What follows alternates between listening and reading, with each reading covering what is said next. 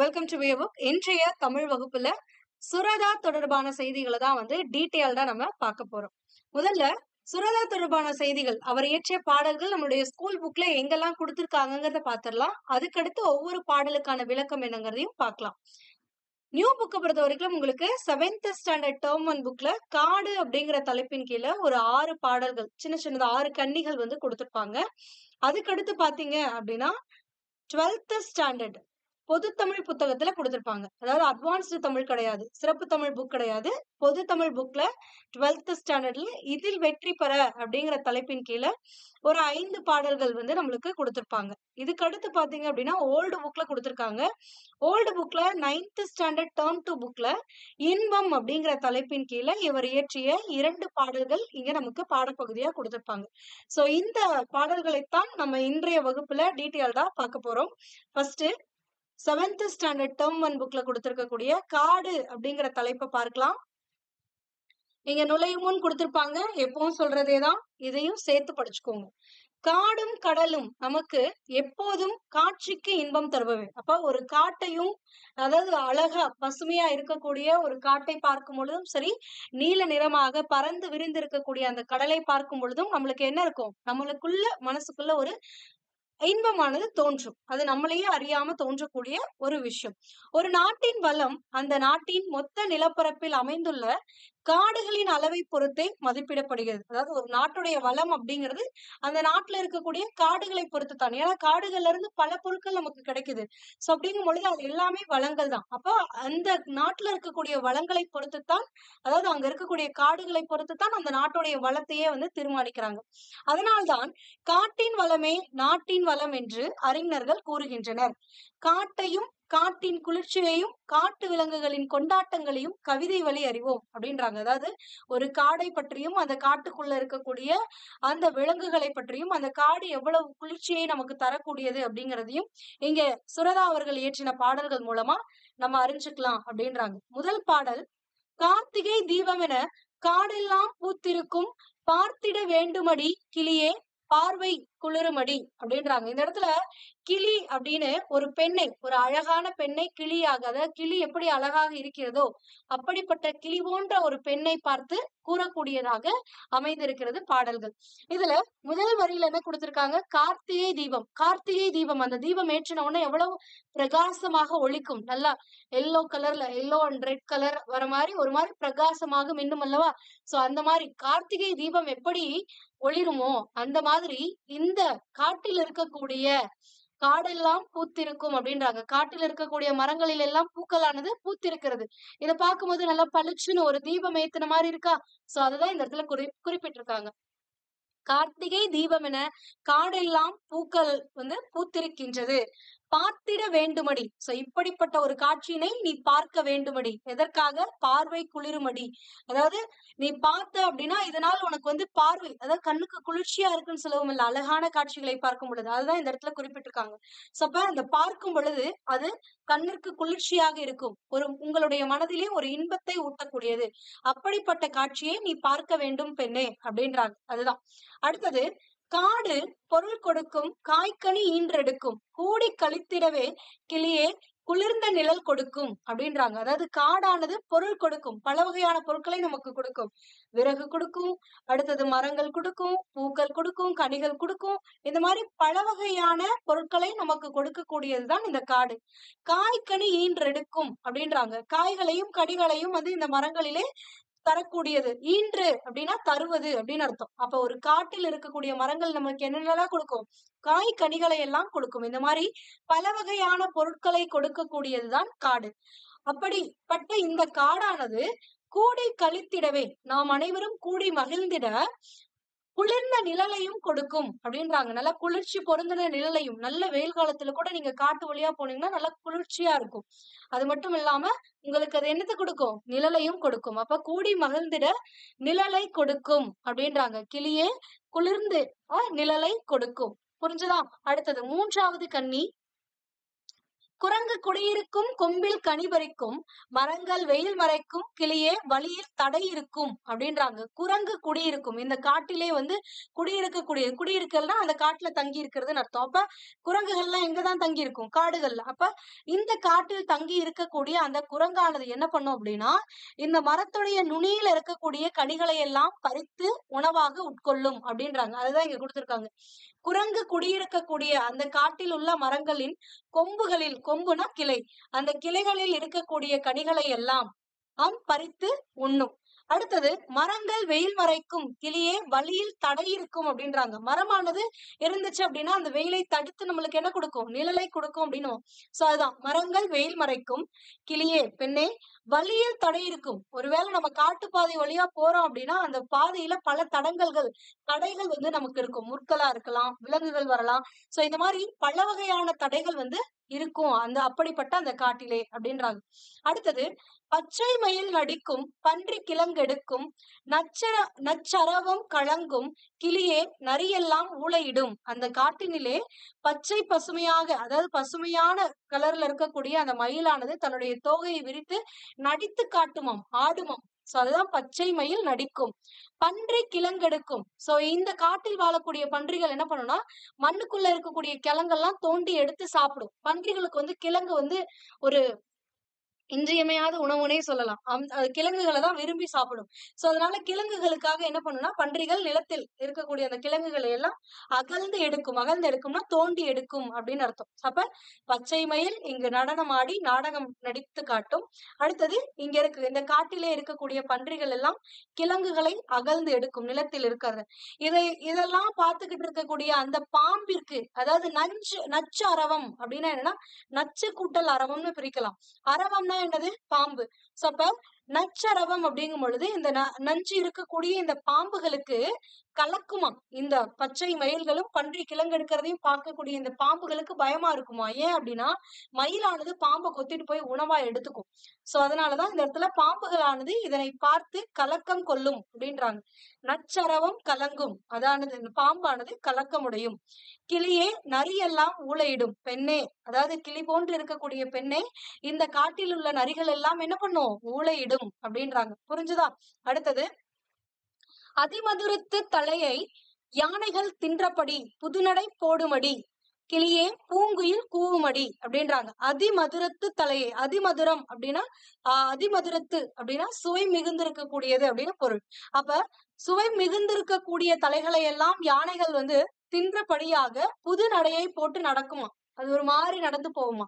கிளியே பூங்குயில் கூவுமடி, அப்படிப்பட்ட இந்த காட்டிலே பூக்கள் பூத்து குலுங்கும் குயிலானது, அந்த பூக்கள் இருக்கக்கூடிய மரத்தில் இருக்கக்கூடிய அந்த குயிலானது கூவும் அப்படின்றாங்க. அடுத்தது, சிங்கம் புலி கரடி சிறுத்தை விலங்கினங்கள் எங்கும் திரியுமடி, கிளியே இயற்கை விடுதியிலே. விடுதி அப்படின்னா நம் தங்கி இருக்கக்கூடிய ஒரு இடம் தான் வந்து, தங்கும் இடத்தை தான் விடுதின்னு சொல்லுவோம். சோ இப்படி இயற்கையாக இருக்கக்கூடிய அந்த தங்கும் இடத்தான காடுகளிலே சிங்கம், புலி, கரடி, சிறுத்தை போன்ற விலங்கினங்கள் எல்லாம் எல்லா இடங்களிலும் சுற்றி திரியும் அப்படின்றாங்க. புரிஞ்சுதா? சோ இதுதான் இந்த பாடலுக்கான பொருள். மறுபடியும் பார்க்கலாம். ஒரு ரீகால் மாதிரி ஏத்துக்கோங்க. இந்த வீடியோ கம்ப்ளீட் ஆகும்போதே உங்களுக்கு இந்த லெசன் எல்லாம் படிச்ச மாதிரி ஃபீல் வரும். ஓகேங்களா? சோ அதனால தெளிவா கேட்டுக்கோங்க. ரீகால் நீங்களும் கூட சேர்ந்து பண்ணுங்க. ஓகேங்களா? எப்படி கார்த்திகை தீபம் ஏத்துனா நல்ல ஒளியாக இருக்குமோ, ஒளி மிகுந்து இருக்குமோ, அழகாக இருக்குமோ, அது மாதிரி இங்க இந்த காடுகளில் எல்லாம் பூக்களானது பூத்திருக்கும் அப்படின்றாங்க. சோ இப்படிப்பட்ட காட்சியினை நீ பார்க்கும் பொழுது உன்னுடைய கண்ணானது குளிர்ச்சியுறும். அதனால் உனக்கு மனதிலே இன்பமானது தோன்றும் அப்படின்றாங்க. அடுத்தது, காடுகளானது பல வகையான பொருட்களை தரவல்லது. அப்படிப்பட்ட அந்த காடு காய் கனிகளை தரக்கூடியது. நாம் கூடி மகிழ்ந்திடவே குளிர்ந்த நிழலையும் கொடுக்கக்கூடியதுதான் இத்தகைய காடு அப்படின்றாங்க. இந்த காட்டிலே குடியிருக்கக்கூடிய குரங்கானது அந்த காட்டில் இருக்கக்கூடிய மரங்களின் கிளைகளில் இருக்கக்கூடிய கனிகளை எல்லாம் பறித்து உணவாக உட்கொள்ளும். இந்த மரங்கள் எல்லாம், இந்த காட்டில் இருக்கக்கூடிய மரங்கள் எல்லாம் வெயிலை மறைத்து நிழலை தரக்கூடியது. சோ இப்படிப்பட்ட இந்த காட்டின் வழியாக செல்லும் பொழுது பல தடைகள் இருக்கலாம். ஏன்னா முற்களா இருக்கலாம், கற்களா இருக்கலாம், இல்லைன்னா விலங்குகள் இருக்கலாம். இது மாதிரி பல தடைகள் இருக்கும் பெண்ணே அப்படின்றாங்க. இந்த காட்டிலே பச்சை நிறத்தில் இருக்கக்கூடிய இந்த மயிலானது தோகையை விரித்து நடித்து காட்டுமாம். அது மட்டும் இல்லாம பன்றியானது என்ன பண்ணும் அப்படின்னா கிழங்கு எடுக்கும். அது இந்த காட்சிகளை பார்க்கக்கூடிய அங்க தொங்கிக்கிட்டு இருக்கக்கூடிய பாம்புகளுக்கு பயமா இருக்குமா. ஏன்னா பாம்பை வந்து உணவாக இது மயிலானது கொத்திட்டு போயிடும். சோ அதனால என்ன ஆகும் அப்படின்னா இந்த பாம்புகளுக்கு எல்லாம் பயமா இருக்குமா. அடுத்தது அந்த காட்டில் இருக்கக்கூடிய நரி எல்லாம் ஊளையிடுமாம். அது மட்டும் இல்லாமல் அந்த காட்டில் இருக்கக்கூடிய யானைகள் எல்லாம் சுவை மிகுந்த தலைகளை உணவாக உண்டு கொண்டு அப்படியே நடை போடுமா. ஏதாவது ஒரு கிளையை உடைச்சிட்டு சாப்பிட்டுக்கிட்டே அப்படியே ஒரு புது நடை போட்டுட்டு போகும். அப்படிப்பட்ட இந்த காட்டிலே பூக்கள் பூத்திருக்கக்கூடிய கிளைகளில் இருக்கக்கூடிய குயில்களானது குக்கூ அப்படின்னு கூவுமா. சோ இப்படி இயற்கையாக இருக்கக்கூடிய இந்த தங்கும் இடத்திலே சிங்கம், புலி, கரடி, சிறுத்தை, விலங்கினங்கள் எல்லாம் திரியும் அங்கங்க அப்படின்றாரு. ஓகேங்களா. சோ இங்க சொல்லும் பொருளும் கொடுத்திருக்காங்க, அதையும் பாத்துக்கோங்க. ஈன்று அப்படின்னா தந்து அப்படின்னு பொருள், கொம்புனா கிளை, அதிமதுரம் அப்படின்னா மிகுந்த சுவை, கழித்திட அப்படின்னா கழிப்புனா மகிழ்ச்சின்னு அர்த்தம். அப்ப மகிழ்ந்திட, நச்சரவம் அப்படின்னா விடமுள்ள பாம்பு, அதாவது நஞ்சு இருக்கக்கூடிய பாம்பு, விடுதி அப்படின்னா தங்கக்கூடிய இடம். இங்க என்ன பொருள் கொடுத்திருக்காங்கிறத இன்னொரு வாட்டி நீங்க படிச்சீங்க அப்படின்னா உங்களுக்கு ஈஸியா இந்த பாடல் மெமரைஸ் ஆயிடும். சோ அதனால இதையும் ஒன்ஸ் பாத்துக்கோங்க. கார்த்திகை விளக்குகள் போல காடு முழுவதும் என்ன மலர்ந்திருக்கும், மலர்களானது மலர்ந்திருக்கும். அவற்றை காணும் கண்கள் குளிர்ச்சி பெறும். காடுகள் பல வகையான பொருட்களை தரும். இதில் காய்களும் கனிகளையும் தரும். எல்லோரும் கூடி மகிழ்ந்திடுவதற்காக குளிர்ந்த நிலையை தரும். அங்கே வசிக்கக்கூடிய குரங்குகள் மரக்கிளைகளில் இருக்கக்கூடிய அந்த கனிகளை பறித்து உண்ணும். மரங்கள் வெயிலை மறைத்து நிழலை தரும். அடர்ந்த இந்த காட்டின் வழியே செல்வோருக்கு தடையாக இருக்கும். பச்சை நிறம் உடைய மயில்கள் நடனமாடும். பன்றிகள் காட்டில் உள்ள கிழங்குகளை தோண்டி உண்ணும். அகழ்ந்து எடுக்கும் அப்படின்னு தோண்டி எடுக்கிறதுன்னு அர்த்தம். அதனை கண்டு நஞ்சினை உடைய பாம்புகள் கலக்கமடையும். நரிக்கூட்டமானது ஊளையிடும். மிகுந்த சுவையை உடைய தலையை யானைகள் தின்றபடி புதிய நடை போடும். பூக்கள் பூத்து குலுங்கும் மரங்களில் இருக்கக்கூடிய குயில்கள் கூவும். இயற்கை தங்குமிடமாகிய காட்டில் சிங்கம், புலி, கரடி, சிறுத்தை போன்ற விலங்கினங்கள் எங்கும் அலைந்து திரியும் அப்படின்றாங்க. சோ இந்த காடு அப்படிங்கிற தலைப்பில் இந்த பாடலை எழுதியவர் யார் அப்படின்னு பாத்தீங்கன்னா சுரதா அவர்கள். சுரதா அவர்களை பற்றிய குறிப்பையும் இந்த நூலை பற்றிய குறிப்பையும் இங்க கொடுத்திருக்காங்க, அதையும் பார்த்துடுவோம்.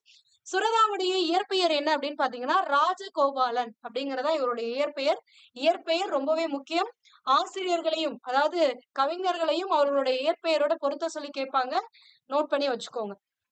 சுரதாவுடைய இயற்பெயர் ராசகோபாலன். இவர் வந்து பாரதிதாசன் மீது மிகுந்த பற்று கொண்டதனால் பாரதிதாசனுடைய இயற்பெயர் என்னது கனக சுப்புரத்தினம்னு சொல்லக்கூடியது. சோ அந்த சுப்புரத்தினம் அப்படிங்கிற பெயரை சுப்புரத்தின தாசன், அந்த சுப்புரத்தினத்துக்கு நான் தாசன், அதனால் நான் வந்து அவன் மீது பற்று கொண்டவர், அதனால என்னுடைய பெயரை நான் வந்து சுப்புரத்தின தாசன் அப்படின்னு சொல்லி மாத்திக்கிட்டாரு இந்த ராசகோபாலன். இதுல சுப்பு ரத்தின தாசன்ங்கிறதுல சூல இருந்து சுப்புல இருந்து சூவையும் ரத்தினத்துல இருந்து ராவையும் தாசன்ல இருந்து தாவையும் எடுத்து சுரதா அப்படின்னு மாத்திக்கிட்டார். அதன் சுருக்கம் தான் சுரதா. ஓமைகளை பயன்படுத்தி கவிதை எழுதுவதில் வல்லவர், அதனாலதான் இவரை ஓமை கவிஞர் அப்படின்னு அழைப்பாங்க. ஓகேங்களா, புரிஞ்சுதா?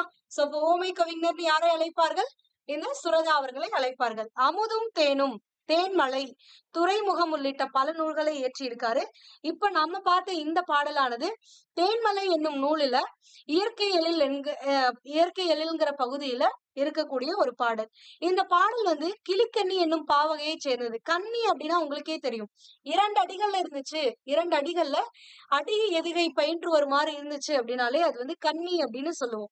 சோ கிளிக்கண்ணி அப்படின்னு ஏன் சொல்றாங்கன்னா கிளியின் மொழி போன்ற இனிய சொற்களை பேசக்கூடிய பெண்ணை நோக்கி கூறுவதால். இங்க கிளியே கிளியே அப்படின்னு இருக்கும், இந்த இடத்துல கிளி அப்படின்னு கிளி போன்று பேசக்கூடிய அழகாக இருக்கக்கூடிய ஒரு பெண்ணை குறிப்பிட்டு சொல்கிறார்கள், அந்த பெண்ணுக்கு கூறுற மாதிரி சொல்லியிருக்காங்க. அதனால இதுக்கு பேர் என்னன்னா கிளிக்கண்ணி அப்படின்றாங்க. இதோடைய பாவகை கிளிக்கண்ணி. இந்த கிளிக்கண்ணி இனிய சந்தத்தில் பாடப்படும் இசைப்பாடல் கிளிக்கண்ணி அப்படின்றோம். அப்ப கண்ணினா என்னன்னு சொன்னோம், 2 அடிகள், அதாவது இது முதல் அடி, இது 2வது அடி. ஓகேங்களா, இது வந்து ஒரே லைன் தான், இங்க வந்து வளைச்சு கொடுத்திருக்காங்க இப்படி. சோ இந்த மாதிரி 2 அடிகள் அமைந்திருந்தால் அது கண்ணி. அது மட்டும் இல்லாம இந்த 2வது எழுத்து அததான் வந்து எதுகைன்னு சொல்லுவோம். முதல் எழுத்த மோனைன்னு சொல்லுவோம், 2வது எழுத்து ஒன்றி வந்தால் அது வந்து எதுகைன்னு சொல்லுவோம். இந்த மாதிரி ஒவ்வொரு அடியிலும் இருக்கக்கூடிய 2வது எழுத்தானது ஒன்றி வரணும், ஒரே மாதிரி வரணும். வந்துச்சு அப்படின்னா அதுதான் வந்து எதுகைன்னு சொல்லுவோம். இங்க 2Dன்னு இருக்கு, அப்ப 2D அப்படிங்கிறது வந்து எதுகை தான், ஏன்னா டா டி டூ இதெல்லாம் வரும்ல. சோ அதனால அடுத்தது குரங்கு, ரா ரா, மரங்கள் ரா. அடுத்தது பச்சை, நச்ச, இச்சு இந்த இடத்துல. அதிமதுரம், அடுத்தது புதுநடை, தீ, தூ எல்லாமே தாவுடையதுதான். சிங்கம், எங்கும், இங்கு. சோ இந்த மாதிரி எதுகையோடு 2 அடிகள்ல வந்துச்சு அப்படின்னா அது கன்னி. இங்க ஒரு கிளி போன்ற சொற்களை சொல்லக்கூடிய ஒரு பெண்ணை குறித்து கூறுவதனால், அதாவது ஒரு பெண் கிட்ட கூறுறது மாதிரி பாடல் அமைந்திருக்கிறதுனால இந்த பாடல் வந்து கிளிக்கன்னி வகை அப்படின்பாங்க, பாவகையை சேர்ந்தது. அடுத்தது இங்க தெரிந்து கொள்வோம்னு கொடுத்திருக்காங்க. இத தெளிவா நோட் பண்ணிக்கோங்க. ஏன்னா இத கொடுத்து உங்ககிட்ட பொருந்தாததை தேர்ந்தெடுக்கணும் கேட்கலாம், இல்லைன்னா பொருள் என்னன்னு கேட்கலாம். அதாவது காட்டை குறிக்கக்கூடிய வேறு பெயர்கள் என்னன்னு கொடுத்திருக்காங்க. கானா காடு, கான்னாலும் காடு, கானகம்னாலும் காடு, அடவினாலும் காடு, கால்னாலும் காடு. இது எல்லாத்தையுமே நம்ம முன்னாடியே இலக்கிய பகுதிகளில் நம்ம பார்த்திருக்கத்தான் செய்யறோம். ஓகேங்களா?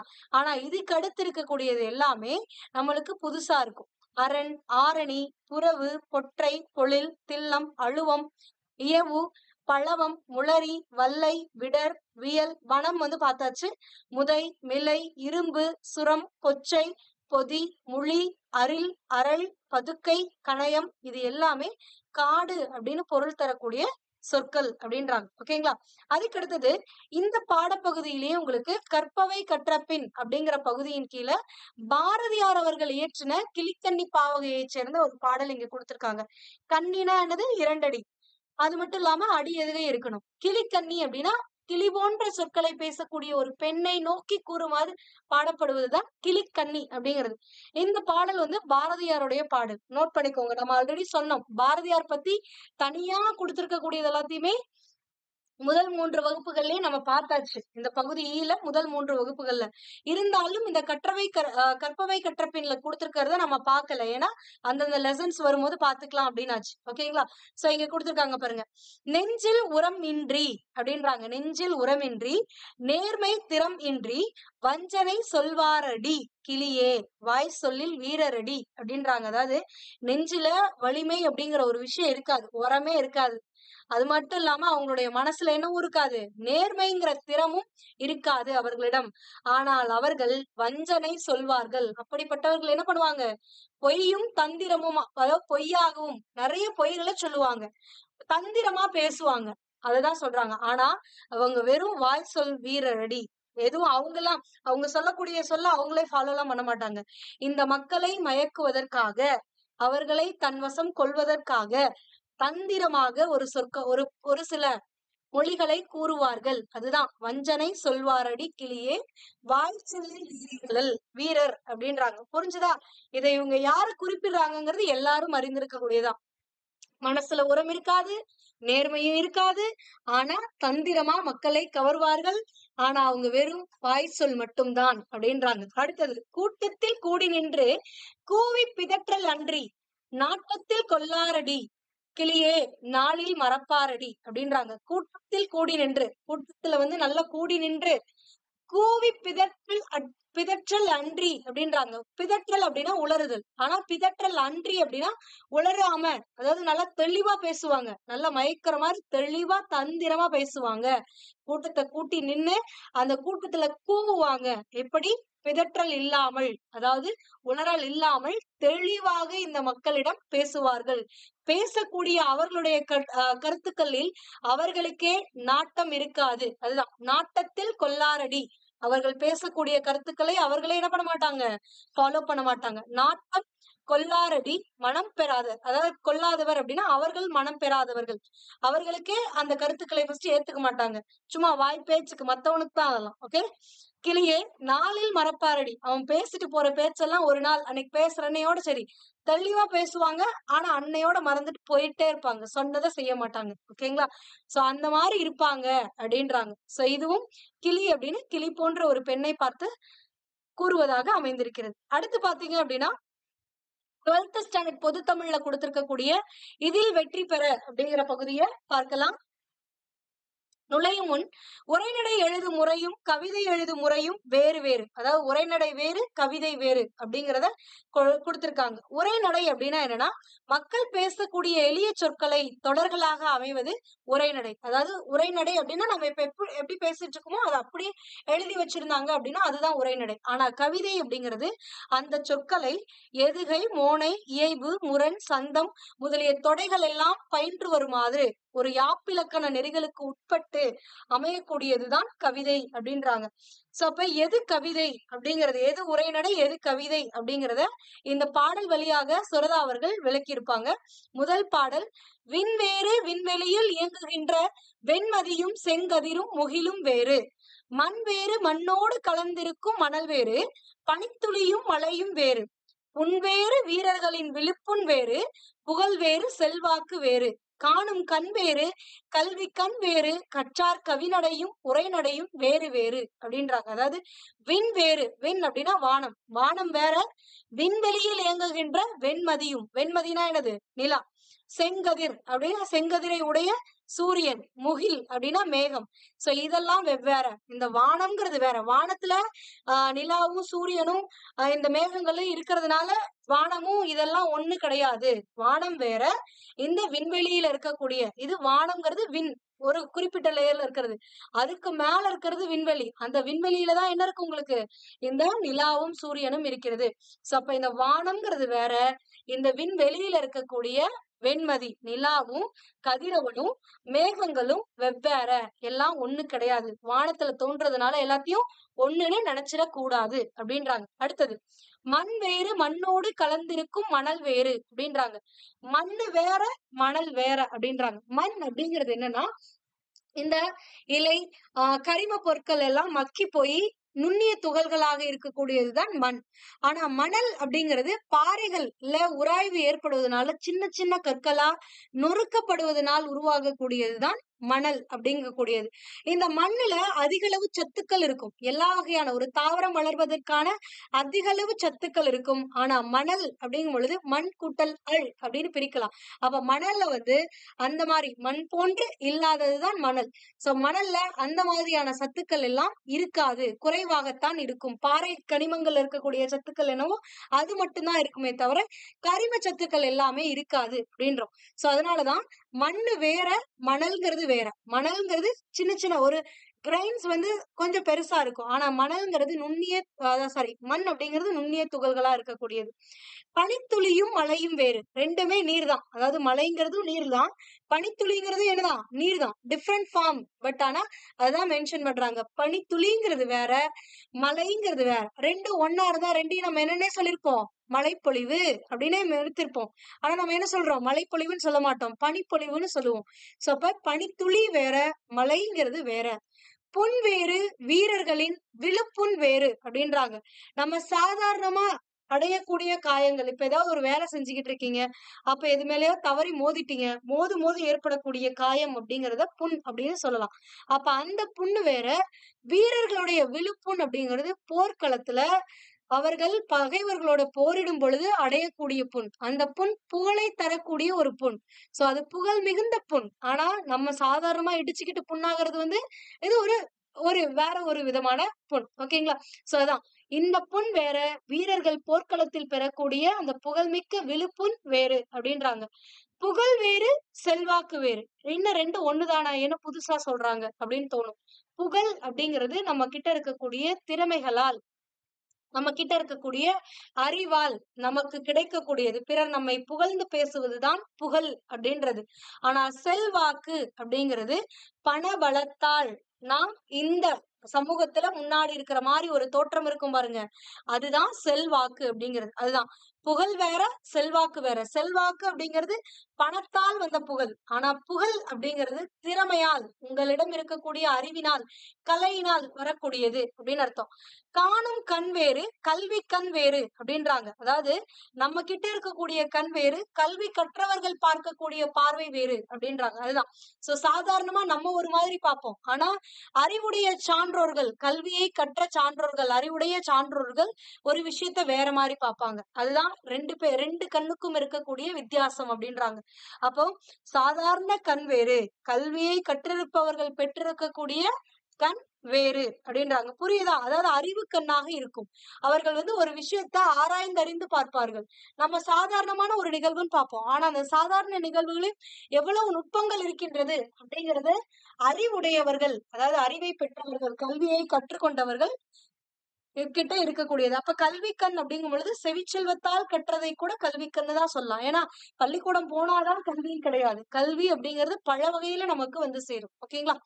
கற்றார் கவிநடையும் உரைநடையும் வேறு வேறு. அந்த மாதிரிதான் இந்த கற்றவர்களுடைய கவிநடைங்கிறது வேற, உரைநடைங்கிறது வேற. கவிநடை அப்படிங்கிறது இலக்கணங்களோடு பொருந்தி எதுகை, மோனை, ஏய்பு, முரண் போன்ற தொடைகள் எல்லாம் பயின்று வருமாறு அந்த யாப்பிலக்கணம் எல்லா இலக்கணங்களையும் கட்டி அமைத்திருக்குமாறு அமைக்கக்கூடியது, இயற்றக்கூடியதுதான் கவிகள், அதாவது கவிதைகள். ஆனால் உரைநடை என்பது பேச்சு வழக்கில் இருக்கக்கூடியது. அதனால் கவி வேறு, உரைநடை வேறு அப்படின்றாங்க. புரிஞ்சுதா? மறுபடியும் பார்க்கலாமா?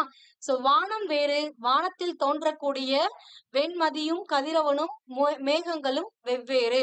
மண் வேறு, மணல் வேறு. சோ மண்களில் சத்துக்கள் அதிகமாக இருக்கும், ஆனால் மணலில் அவ்வாறான சத்துக்கள் அதிகமாக இருக்காது. மணல் அப்படிங்கிறது ஒரு சில கரிம பொருட்கள் மக்குவதனால் உருவாகுவது. ஆனா மண் அப்படிங்கிறது கரிம பொருட்கள் மக்குவதால் உருவாகக்கூடியது. அதுவே மணல் என்பது பாறைகளின் துணுக்குகள் உராய்வதனால் உருவாகக்கூடியது. சோ அப்படிப்பட்ட அந்த துணுக்குகளில் கனிம சத்துக்கள், அந்த பாறையில இருக்கக்கூடிய சத்துக்கள் மட்டும்தான் இருக்கும். ஆனா மண்ணுல பல வகையான ஊட்டச்சத்துக்கள் அந்த மண்ணிற்கு கிடைக்கும் அப்படின்றாங்க. அது மட்டுமல்லாமல் பனித்துளி வேறு, மழைத்துளி வேறு. சாதாரணமாக நாம் அடையக்கூடிய காயங்கள் வேறு, வீரர்கள் போர்க்களத்திலே அடையக்கூடிய புகழ்மிக்க காயங்கள் வேறு. ரெண்டுக்கும் டிஃபரன்ஸ் இருக்கு. இது புகழ் இல்லாத புண், அது புகழுடைய புண் அப்படின்னு அர்த்தம். அது பல தலைமுறைகள் நின்று பேர் சொல்லும். ஓகேங்களா? அடுத்தது புகழ் வேறு, செல்வாக்கு வேறு. உங்களிடம் இருக்கக்கூடிய திறமையினால், கலையினால், உங்களுடைய அறிவினால் நீங்கள் அடையக்கூடிய புகழ் அப்படிங்கிறது வேற. உங்ககிட்ட இருக்கக்கூடிய செல்வத்தினால் நீங்கள் அடையக்கூடிய புகழ் அப்படிங்கிறது செல்வாக்கு, அது புகழ் கிடையாது. காணக்கூடிய கண் வேறு, கல்வி கண் வேறு. அறிவு கண்ங்கிறது வேற, நம்ம நார்மலா பார்க்கக்கூடியது வேற அப்படின்றாங்க. கவிநடைகளும் வேறு, உரைநடையும் வேறு அப்படின்றாங்க. புரிஞ்சுதா? சோ அடுத்தது ஆக்குமுறை நாம் அதனை அரிசி என்றும் ஆக்கிய பின் சோறென்றும் சொல்லுகின்றோம். பூக்கும் வரை அரும்பென்றும் பூத்த பின்னே பூவென்றும் சொல்லுகின்றோம். அது போல சொல்லை சேர்க்கின்ற நேரத்தில் எதுகை மோனை சேர்க்காமல் அடியளவை அறிந்திடாமல் வார்க்கின்ற வடிவம்தான் வசனம். யாப்பில் வந்தடங்கும் வார்த்தைகளே கவிதையாகும் அப்படின்றாங்க. ஒரு அரிசிய நம்ம சமைக்கிறதுக்கு முன்னாடி அரிசியும்போம், அதே அரிசிய சமைச்சதுக்கு அப்புறம் சோறும்போம். அப்ப ரெண்டு வெவ்வேறு. அரிசிங்கிறது வேற, சோறுங்கிறது வேற. வேகறதுக்கு முன்னாடி அரிசி வெந்துருச்சு அப்படின்னா வேற ஒரு பொருளா மாறிடுது, அப்ப சோறாக மாறுகிறது. அதான் ஆக்கும் வரை நாம் அதனை அரிசி என்றும் ஆக்கிய பின் அதனை சோறு அப்படின்னு சொல்கின்றோம். அதே மாதிரிதான் ஒரு பூவை எடுத்துக்கிட்டோம் அப்படின்னா அது மொட்டாக இருக்கும் பொழுது அரும்பு அப்படின்னு சொல்றோம். பூக்கறதுக்கு முன்னாடி வரைக்கும் அது அரும்பு, பூத்திருச்சுன்னா அது என்னது? பூ அப்படின்றோம். சோ இந்த மாதிரி வித்தியாசங்கள் இருக்கிறது அல்லவா? அதே மாதிரிதான் சேர்க்கின்ற நேரத்தில் எதுகை மோனை சேர்க்காமல், எந்த ஒரு எதுகை மோனை எல்லாம் இல்லாம அடியளவை அறிந்திடாமல், ஒரு அடியில எத்தனை சீர்கள் இருக்கணும், எத்தனை அடி இருக்கணும் ஒரு பாடல்ல அப்படின்னு அந்த அடி அளவை அறிந்திடாமல் வார்க்கின்ற வடிவம்தான். எத்தனை லைன்ஸ் வேணாலும் இருக்கலாம், ஒரு லைன்ல எத்தனை சீர் வேணாலும் இருக்கலாம். அந்த மாதிரி செய்யக்கூடிய ஏற்றக்கூடியவைதான் உரைநடைன்னு சொல்லக்கூடிய அந்த வசனம் அப்படிங்கிறாங்க. அதுவே யாப்பில் வந்தடங்கும் வார்த்தைகளே கவிதையாகும். யாப்பில் அப்படின்னா எதுகை, மோனை, நயம், முரண், இது எல்லாமே பாக்கள் அமைக்க பெற்றதுதான் எல்லாம் அடங்குமாறு, யாப்பிலக்கணம் அடங்குமாறு அந்த வார்த்தைகளை கட்டுவதுதான் கவிதை அப்படின்றாங்க. புரிஞ்சுதா? சோ அப்ப ஒரு அரிசியை செய்வதற்கு முன்னாடி அது அரிசி, ஆனா அது சோறா மாத்திட்டோம், வேக வச்சுட்டோம் அப்படின்னா அது சோறு. அதே மாதிரிதான் ஒரு பூ ஆனது பூக்கிறதுக்கு முன்னாடி வரைக்கும் அது அரும்பு, ஆனா பூத்துருச்சு அப்படின்னா அது பூ அப்படின்னு சொல்லுவோம். அதே போலத்தான் ஒரு சொல்லை சேர்க்கின்ற நேரத்தில் ஒரு சொல்ல எதுகை மோனையோட, இப்ப இந்த பாடலையே பாருங்களேன், ஆக்கும் அடுத்தது பூக்கும்ன்றோம். அப்ப ஆக்கும் இக்கு இந்த இடத்துல வருது, இங்கே இக்கு வருது. அப்ப என்ன பயின்று வருது? எதுகை பயின்று வருது. அதே மாதிரி இந்த அடியில பாருங்க, ஆக்கும் வரை ஆக்கிய பின், பூக்கும் வரை பூவென்றும், சேர்க்கின்ற சேர்க்காமல், வாக்கின்ற வந்தடங்கும். முதல் எழுத்தான அந்த முதல் எழுத்து ஒன்றி வருகின்றது அப்படின்னா அது என்னது? மோனை அமைந்திருக்கிறது அப்படின்னு அர்த்தம். சோ இந்த மாதிரி எதுகை மோனை ஈபு தொடையெல்லாம் பயின்று வருமாறு அந்த சொற்களை கட்டுவதுதான் யாப்பு இலக்கணம் அப்படின்னு சொல்லக்கூடியது. அப்படி யாப்பு இலக்கணம் அடங்குமாறு அந்த வார்த்தைகளை கட்டுவதுதான் கவிதை அப்படின்னு சொல்றாங்க. புரிஞ்சுதா? மூன்றாவது பாடல். பழுத்திருந்தால் சாறு வரும், வயலில் தண்ணீர் பாய்த்திருந்தால் ஏர்கள் வரும். அதுபோல இங்கே எழுத்திருந்தால் எழுத்து இருந்தால் அசைகள் வரும். இரண்டு சீரின் இடைவெளியில் தலைகள் வரும். தலைகள் சென்றே அழைத்திருந்தால் அடிகள் வரும். அடியின் கீழே அடி இருந்தால் தொடைகள் வரும். தொடைகள் நன்கு செழித்திருந்தால் பாக்கள் வரும். இவையெல்லாம் தெரிந்து கொண்டு கவிதை எழுத தொடங்கு அப்படின்றாங்க. இதுல எழுத்து, அசை, சீர், தலை, அடுத்தது அடி, தொடை, பா, இதெல்லாம் சேர்த்ததுதான் பாடல். ஓகேங்களா? சோ அப்ப எழுத்து இருக்கணும். ஒரு 2-3 எழுத்து சேர்த்து போட்டாதான் ஒரு அசை கிடைக்கும். எழுத்துக்கள் இருந்தால், அதாவது பழுத்திருந்தால் தான், கனியானது பழுத்திருந்தால் தான். ஒரு காய் பழுத்திருந்துச்சுன்னா கனிம்போம். அப்ப அது பழுத்திருந்தாதான் அதை பிழியும் பொழுது நம்மளுக்கு என்ன வரும்? சாறு வரும். அதே மாதிரிதான் வயல்வெளியில தண்ணீர் பாய்ச்சினாதான் ஏர் கொண்டு ஏர் உழுவ முடியும், இல்லைன்னா உழுவ முடியாது வெறுங்காட்டுல. சோ இதுதான் கொடுத்திருக்காங்க. அப்ப தண்ணீர் பாய்த்திருந்தால் ஏர்கள் வரும். அது போல இங்கே எழுத்துக்கள் இருந்தால் தான் அசை வரும். எழுத்துக்கள் அப்படின்னா 2-3 எழுத்துக்கள் சேர்ந்து ஒரு அசையாக வருவது. இப்ப ஃபார் எக்ஸாம்பிள் கல் அப்படின்னு ஒரு வார்த்தை இருக்குல்ல. இப்ப கல் அப்படிங்கிறது இது ஒரு எழுத்து, இது ஒரு எழுத்து. காங்கிறது ஒரு எழுத்து, இல்லுங்கிறது ஒரு எழுத்து. இந்த ரெண்டு சேர்ந்ததுதான் ஒரு வார்த்தை, அதாவது ஒரு அசை அப்படின்னு சொல்லுவோம். இந்த கல் அப்படிங்கிறது அசை. அசைய 2 வகையா பிரிப்பாங்க, நேரசை, நிறையசை. இதெல்லாம் நம்ம இலக்கண பகுதியில பார்க்கலாம். அசைகள் அப்படிங்கறது, அதாவது எழுத்துக்கள் சேர்ந்து ஒரு வார்த்தை உருவாக்குவதுதான் அசை. இந்த அசைகள் எல்லாம் சேர்ந்து, இப்ப இங்க ஒரு அசை இருக்கா? இப்போ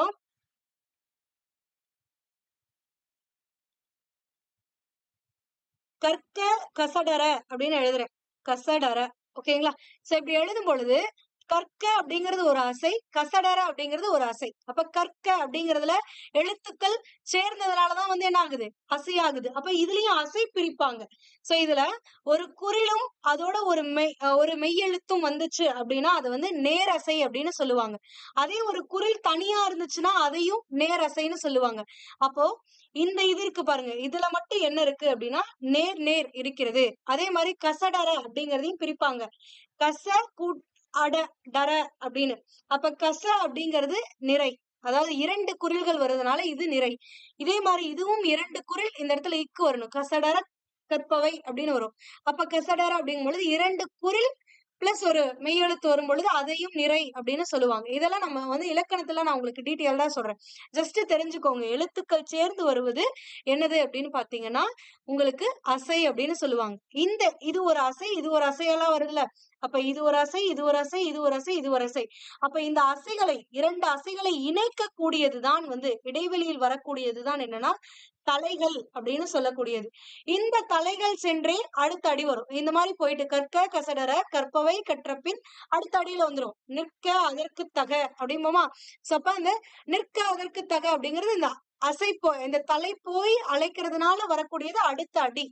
அந்த அடிக்கு கீழே அடி இருந்தால் அடியின் கீழே அடி இருந்தால் அதை தொடைகள் வரும் அப்படின்றாங்க. அடிக்கு கீழே ஒரு அடி இருந்துச்சு அப்படின்னா அதுல தொடைகளும் பயின்று வரும். சோ தொடைகள் நன்கு செழித்திருந்தால் பாக்கள் வரும். பா அப்படின்னா பாட்டுக்கள் வரும்.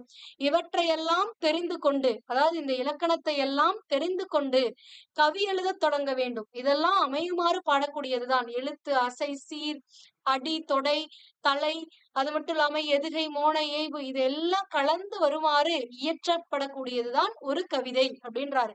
எதுவுமே இல்லாம நான் இப்ப பேசிட்டு இருக்கிறது அப்படியே எழுதுனா அது கவிதை கிடையாது, அது வசனம், உரைநடை அப்படின்றாங்க. புரிஞ்சுதா?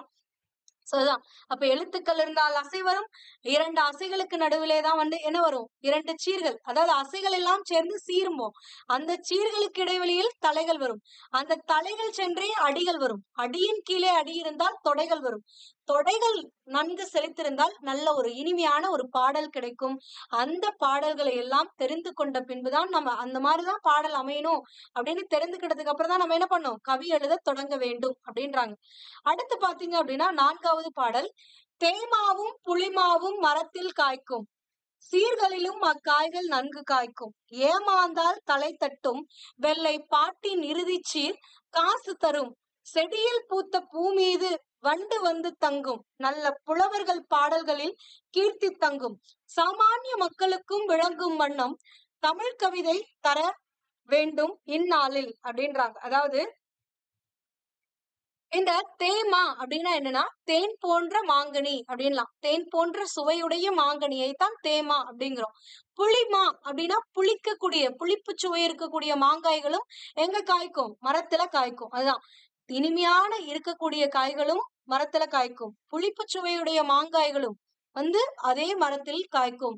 அது போலத்தான் எப்படி தேமா புளிமா மரத்தில் காய்க்குமோ அது போல பாடல்களிலும் சீர்களிலும் இந்த தேமா புளிமா காய்க்கும் அப்படின்றாங்க. அப்ப சீர்களில் அக்காய்கள் நன்கு காய்க்கும் போது தேமா அப்படின்னா என்னது, நேர் நேர் தேமா. இப்ப நம்ம இங்க பிரிச்சோம்ல, இதுல என்ன இருக்கு, நேர் நேர் இருக்கா, அப்ப நேர் நேர் என்னது, தேமா அப்படின்னு சொல்லக்கூடியது. அதுதான் நேர் நேர் தேமா, நிறை நேர் புளிமா, நேர் நிறை கூவிளம், நிறை நிறை கருவிளம் அப்படின்னு சொல்லுவோம். சோ இந்த மாதிரி ஒவ்வொரு சீர், அதாவது இந்த இதுல எழுத்துக்கள்னு சொன்னோம், 2 எழுத்துக்கள் சேர்ந்து வருவது அசை. அந்த அசைகள் 2 அசைகளோ அல்லது 3 அசைகளோ 4 அசைகளோ சேர்ந்து வரக்கூடியது ஒரு சீர். இது ஒரு சீர். இந்த சீரில் இந்த அசையானது நேர் நேர் தேமா, நிறை நேர் புளிமா, அந்த மாதிரியான சீர்களில் இந்த காய்களும் வரும் அப்படின்றாங்க. அடுத்தது ஏமாந்தால் தலை தட்டும். ஏமாந்தால் தலை தட்டும் அப்படின்னா இந்த சீர் அமைப்புகள்ல நம்ம கரெக்டா அந்த இலக்கணங்களோடு பொருந்தி வருமாறு கட்டல அப்படின்னா தலையானது 2 சீர்களை இணைக்கக்கூடிய அந்த இடைச்சொல்லான அந்த தலையானது இங்க தலை தட்டும் அப்படின்றாங்க, சரியா வராது. அப்ப தலை சரியா வரலன்னா பாட்டும் இனிமையாக இருக்காது அப்படின்றாங்க. அடுத்தது வெள்ளை பாட்டின் இறுதிச்சீர் காசு தரும் அப்படின்றாங்க. வெள்ளை பாட்டு, வெள்ளைனா என்னது, வெள்ளை கலர், வெண்மை அப்படின்னு அர்த்தம். அப்ப வெண்மை பாட்டு அப்படின்னு மாத்தலாம். வெண்மை பாட்டு அப்படின்னா என்னன்னா வெண்பா அப்படின்னு சொல்லலாம். அப்போ பா வகையில வெண்பா, களிப்பா, விருத்தப்பா, வஞ்சிப்பா இந்த மாதிரிலாம் நம்ம பார்த்திருப்போம். அதுல வெண்பாவுடைய இறுதி சீர்ல காசு தரும் அப்படின்றாங்க. வெண்பா அப்படின்னாலே நாள், மலர், காசு, பிறப்பு, இந்த 4ம் இறுதி சீர்ல அமையிற மாதிரி, இந்த 4னுள்ள ஏதாவது ஒன்று இறுதி சீர்ல அமையிற மாதிரி இருந்துச்சுன்னாதான் அத வெண்பா அப்படின்னாவே சொல்லுவாங்க. ஓகேங்களா? என்னென்னது, நாள், மலர், காசு, பிறப்பு. அதாவது இப்போ நாள் அப்படின்னா என்னன்னா நேரசை கடைசியில இருக்கணும், இல்லைன்னா மலர் அப்படின்னா நிறை இருக்கணும், இதுவே காசு அப்படின்னா நேர் நேர்னு இருக்கணும், இல்லைன்னா கடைசி சீர் பிறப்பா இருந்துச்சு அப்படின்னா நிறை நிறைன்னு இருக்கணும்.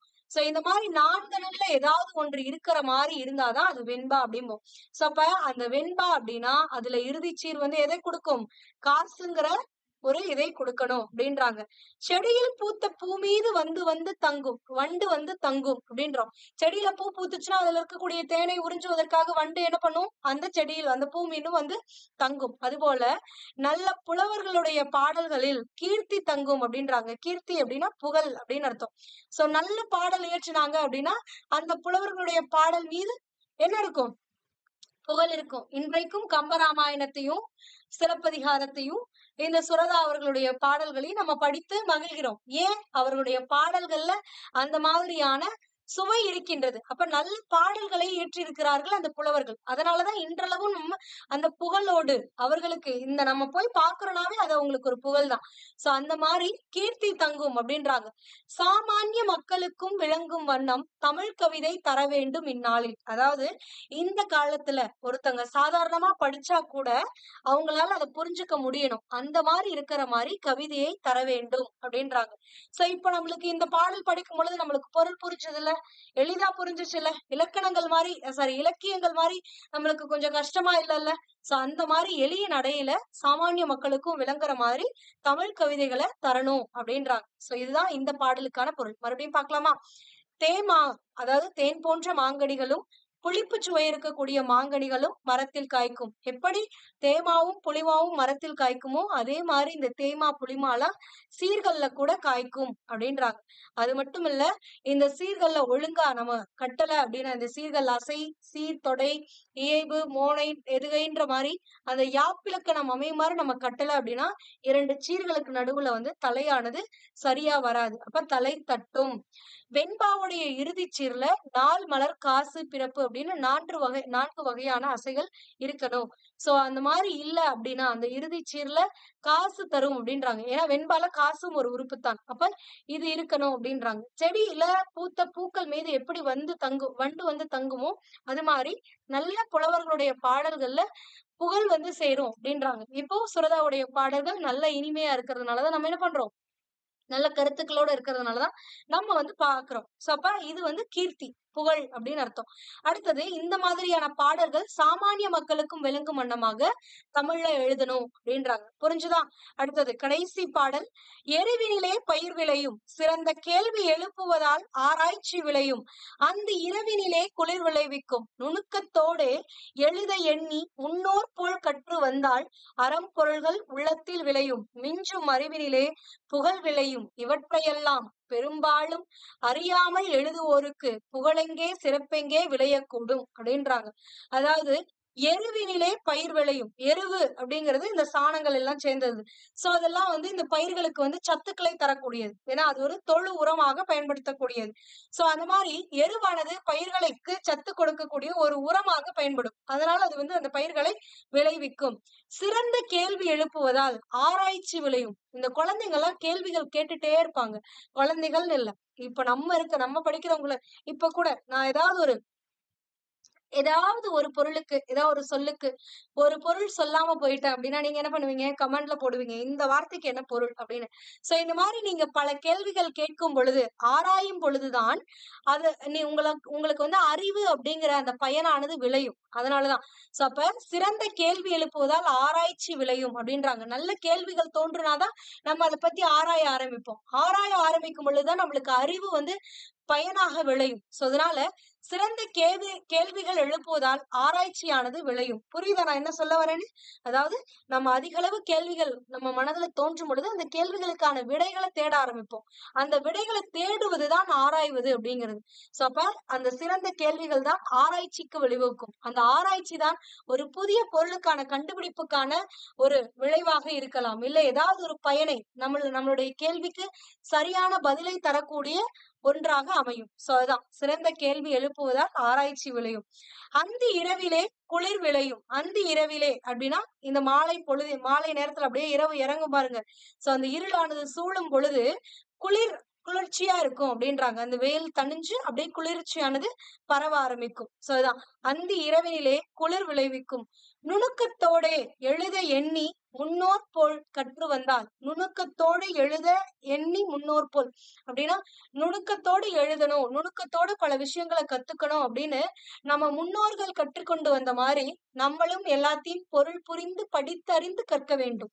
நுணுக்கத்தோடு கற்க வேண்டும். சும்மா ஷார்ட்கட்டு இந்த வார்த்தை இது இப்படின்னு படிச்சுட்டு போக கூடாது. நம்ம நுணுக்கத்தோட ஒரு விஷயத்த கத்துக்கணும். நீங்க டிஎன்பிஎஸ்சி படிக்கிறீங்க அப்படின்னா இது எக்ஸாம் கிளியர் பண்றதுக்காக மட்டும் கிடையாது. இன்னொரு புறம் பாத்தீங்க அப்படின்னா உங்களுடைய வாழ்க்கை மேம்படுவதற்காகவும். இந்த அறக்கருத்துக்கள் எல்லாம் உங்களுடைய மனதிலே பதியும் பொழுது உங்களுடைய வாழ்க்கையானது செம்மையான ஒன்றாக மாறும். சோ அதனால அதையும் நம்மளுடைய மனதுல வைத்துக்கணும். ஓகேங்களா? அதுவும் உங்களுக்கு ஒரு காலத்துல கண்டிப்பா புகழை கொண்டு வந்து சேர்க்கும். அதனால எந்த ஒரு விஷயத்தை நீங்க கற்கிறீங்க அப்படின்னாலும் அதை திருந்த செய்யணும். ஒரு விஷயத்த நீங்க செய்றீங்க அப்படின்னா திருந்த செய்யணும், இல்லைன்னா செய்யவே கூடாது. அதுதான். ஓகேங்களா? சோ அதுதான். சோ அப்ப நுணுக்கத்தோடு கற்க வேண்டும். இந்த நம்மளுடைய முன்னோர்கள்லாம் வந்து நல்ல நுணுக்கமாக கல்வி கற்றார்கள். சோ அவர்களைப் போல நாமும் நுணுக்கத்தோடு கற்றோம் என்றால் அறம் பொருள் உள்ளத்தில் விளையும். அறமும் பொருளும் நம்மளுடைய மனதிலே விளையும். பொருள் அப்படின்னா செல்வம். அறம் விளையும். அறத்தினால் பொருட்செல்வமையும் நாம் அடைய முடியும் அப்படின்றோம். சோ இந்த மாதிரி அறம் பொருள் இன்பம் வீடு 4 வகையான பொருட்கள் இருக்குல்ல. சோ இதுல அறமும் பொருளும் நீங்கள் நுணுக்கத்தோடு கற்றால் உங்களுக்கு விளையும் அப்படின்றாங்க. உங்களுடைய மனதிலே தோன்றும். மிஞ்சும் அறிவினிலே புகழ் விளையும். அதாவது கற்றதோடு மட்டும் இருக்காம அதை ஆராய்ந்தறிந்து இன்னும் உங்களுடைய அறிவை மேம்படுத்தி கொண்டீர்கள் என்றால் அந்த மிஞ்சக்கூடிய அறிவினால் உங்களுக்கு புகழ் வந்து சேரும் அப்படின்றாங்க. அதுதான் மிஞ்சும் அறிவினிலே புகழ் வந்து சேரும். நீங்கள் கற்பதனை நீங்கள் ஆராய வேண்டும். ஆராய்ந்து நீங்கள் ஒரு விஷயத்த புதுமையா கண்டுபிடிக்கணும். அப்படிங்கும் பொழுது அது உங்களுக்கு புகழை தரக்கூடியது. அப்ப நீங்க எல்லாரும் கற்றிருந்த மாதிரி கற்றுக்கொள்ளாமல் மட்டும் அதற்கு இன்னொரு படி மேல போகணும். அப்ப அந்த மிஞ்சக்கூடிய அறிவினால் தான் உங்களுக்கு புகழானது விளையும். இவற்றையெல்லாம் பெரும்பாலும் அறியாமல் எழுதுவோருக்கு இந்த மாதிரி எதையுமே கத்துக்காம நுணுக்கமா எதையும் கத்துக்காம சும்மா நானும் எழுதுறேன்னு எழுதுனீங்கன்னா புகழ் எங்க வரப்போகுது, சிறப்பு எங்க விளையக்கூட போகுது அப்படின்னு சொல்லி சுரதா அவர்கள் எழுதியிருக்காங்க. புரிஞ்சுதா? சோ இதுதான் இந்த பாடல்களுக்கான பொருள்.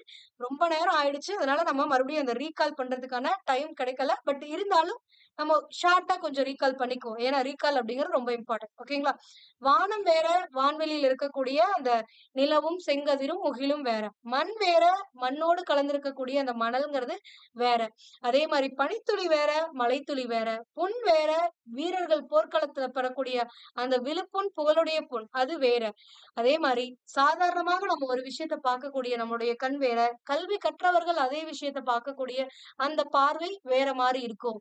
சோ இந்த மாதிரிதான் கவிதைங்கிறது வேற, உரைநடைங்கிறது வேற அப்படின்னு சொல்றதுக்காக இவரு இவ்வளவு பேச்சு பேசினார். வேற ஒண்ணுமே இல்லை. ஓகேங்களா? அடுத்து நம்ம ஒரு அரிசியை சமைக்கிறதுக்கு முன்னாடி வரைக்கும் அது அரிசி, சமைச்சிட்டா அது சோறு. ஒரு பூ பூக்கறதுக்கு முன்னாடி வரைக்கும் அது அரும்பு, அதே பூ உங்களுக்கு பூத்திருச்சு அப்படின்னா அது பூ அப்படின்றோம். இந்த மாதிரிதான் ஒரு பாடல்ல எதுகை, மோனை, இயைபு, அடி, அடியளவு இதெல்லாம் வர மாதிரி சரியான முறையில தொடுத்தோம் அப்படின்னா அது கவிதை. அந்த மாதிரி எதுவுமே இல்லாம பேச்சு வழக்குல வரதை அப்படியே எழுதி விட்டோம் அப்படின்னா அது வசனம், அதாவது உரை நடை அப்படின்றாங்க. அடுத்தது பழுத்திருந்தாதான் பிழியும் பொழுது அந்த கனியானது சாறை கொடுக்கும். தண்ணி வயல்ல வந்து தண்ணி பாய்ச்சினாதான் அந்த ஏர்கள் வந்து உழவ முடியும். சோ அந்த மாதிரிதான் ஒரு பாடல் இயற்றணும் அப்படின்னா எழுத்து இருக்கணும். அந்த எழுத்துக்கள்லாம் சேர்ந்து அசையா மாறணும். அந்த அசைகள் பல அசைகள் சேர்ந்து சீரா மாறணும். அந்த சீருல தலைகள் வரும். இந்த மாதிரி நேர் நேர், நிறை நேர், நிறை நிறை அப்படின்னு இந்த இடையில் வந்து இதனை இணைப்பதற்காக தலைகள் வரும். சோ அந்த தலைகள் போய் அழைத்தால்தான் இதற்கு அடுத்த அடியாக அடிகள் வரும். அடிகள் இருந்தால்தான், அடியின் கீழே அடி இருந்தால்தான் தொடைகள் வரும். இந்த தொடைகள் எல்லாம் செலுத்திருந்தால்தான் நல்ல பாடல்கள் வரும். இப்படி நல்ல பாடல்களை இயற்ற கவி எழுத கற்றுக்கொள்ளுங்கள் அப்படின்றாரு. அது மட்டும் இல்லாம எப்படி ஒரு மாங்காய் மரத்திலே தேன் போன்ற இனிக்கக்கூடிய மாங்கனிகளும் உருவாகும், அதே மாதிரி புளிப்பு சுவை இருக்கக்கூடிய மாங்கனிகளும் அந்த மரத்திலே இருந்து நமக்கு கிடைக்கும், காய்க்கும். அது போலத்தான் ஒரு பாடலிலும் இந்த தேமா புளிமா எல்லாம் காய்க்கும். ஏமாந்தால் தலை தட்டும். ஒருவேளை நம்ம சரியாக அந்த அசை சீர் எழுத்து இது எல்லாத்தையும் முறையாக வரிசைப்படுத்தவில்லை என்றால், கட்டவில்லை என்றால் தலையானது இரு சீர்களுக்கு இடைவெளியில் அமையக்கூடிய அந்த தலையானது தட்டும் அப்படின்றாங்க. வெண்பா, வெண்பாவுடைய இறுதி சீரில் காசு அப்படிங்கிற ஒரு உறுப்பு வரணும். செடியில் பூத்த பூ மீது வண்டு வந்து சேரும். அது போல நல்ல புலவர்கள் கிட்ட, நல்ல புலவர்களுடைய பாடல்களுக்கு வண்டு, அதாவது பூ இருந்துச்சு, நல்ல பூவா இருந்துச்சுன்னா அதுல வண்டு வருது இல்ல, அந்த மாதிரி நல்ல பாடல்களை புலவர்கள் இயற்றினாங்கன்னா மக்கள் ஆட்டோமேட்டிக்கா அந்த பாடலை வந்து படிப்பாங்க. சோ அதான் குறிப்பிடுறாங்க. சாமானிய மக்களும் படிக்கணுங்கிறதுக்காக அந்த மாதிரியான தமிழ் கவிதைகளை எழுதணும். அது மட்டும் இல்லாம நல்ல எரு இருந்துச்சு, தொழு உரமான இருந்துச்சு அப்படின்னா பயிர் நல்லா விளையும். சிறந்த கேள்வி எங்க இருக்கோ அங்கதான் ஆராய்ச்சி அப்படிங்கிறது விளையும். இந்த அந்தி இரவுல, மாலை பொழுதுல அப்படியே இருள் சூழும் பொழுதுதான் அந்த குளிர்ச்சியானது, அந்த வெப்பம் தணிந்து குளிர்ச்சியானது விளையும். இந்த மாதிரி நுணுக்கத்தோடு முன்னோர்கள் நூற்களை கற்ற மாதிரி நம்மளும் நுணுக்கத்தோடு கற்றால்தான் அறம் பொருளானது உள்ளத்திலே விளையும். சோ மிஞ்சக்கூடிய அறிவினால்தான் புகழ் விளையும். இவற்றையெல்லாம் பெரும்பாலும் அறியாமல், இதெல்லாம் எதுவும் தெரிஞ்சுக்காம நானும் எழுதுறேன் எழுதுனா அந்த பாடலுக்கு எங்க இருந்து புகழ் வரும், எங்க இருந்து சிறப்பு வரும் அப்படின்றார். ஓகேங்களா? சோ இந்த பாடலை இயற்றியவர் யார் அப்படின்னு பாத்தீங்கன்னா ராசகோபாலன்ற இயற்பெயர் கொண்ட சுரதா அவர்கள் இயற்றியிருக்காங்க. கவிஞர் சுரதாவின் துறைமுகம் அப்படிங்கிற கவிதை தொகுப்புல இந்த பாடல் இடம்பெற்றிருக்கு. இவர் ஊமைகளை கையாளுவதில் வல்லவர். அதனால் இவரையே ஊமை கவிஞர் அப்படின்னு அழைப்பாங்க. சுரதாவுடைய இயற்பெயர் ராசகோபாலன். அப்பெயரை பாரதிதாசன் மீது கொண்ட பற்றினால் சுப்புரத்தினதாசன் அப்படின்னு மாத்திருப்பாரு. அதுதான் சுருக்கமா சுரதா. ஓகேங்களா?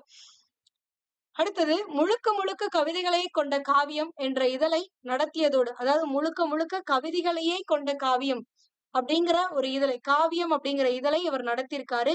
அதுல இலக்கியம், விண்மீன், ஊர்வலம் போன்ற இலக்கிய ஏடுகளையும் நடத்தியிருக்கார். அதாவது காவியம்ங்கிற இதழையும் நடத்தியிருக்காரு. இது மட்டும் இல்லாம இலக்கியம், விண்மீன், ஊர்வலம் போன்ற இலக்கிய நூல்களையும் வந்து நடத்தியிருக்காரு அப்படின்றாங்க. தேன்மலை, துறைமுகம், மங்கையர்க்கரசி, அமுதும் தேனும் உள்ளிட்ட பல நூல்கள் படைத்துள்ளார். இவருக்கு வந்து தமிழக அரசு கலைமாமணி விருது வந்து வழங்கியிருக்காங்க.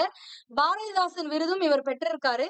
தஞ்சை தமிழ் பல்கலைக்கழகத்தின் ராசராசன் விருதும், தஞ்சையில பிறந்தவர் தான் ராஜராஜ சோழன், அவருடைய பெயரில் அமைந்திருக்கக்கூடிய அந்த ராசராசன் விருது, தஞ்சை தமிழ் பல்கலைக்கழகத்துல வழங்கக்கூடிய அந்த ராசராசன் விருதையும் இவர் வாங்கியிருக்கார். இந்த மாதிரி பல விருதுகளை வாங்கியிருக்கார். ஓகேங்களா? சோ கடைசியா நம்ம பார்க்கக்கூடியது என்ன அப்படின்னு பாத்தீங்கன்னா, 9th standard term to old புக்ல கொடுத்திருக்கக்கூடிய இன்பம் அப்படிங்கிற தலைப்பு தான். இது ரொம்பவே எளிமையானதாக தான் இருக்கும். பார்த்தோன்னே உங்களுக்கு பொருள் புரியுற மாதிரி இருக்கும்.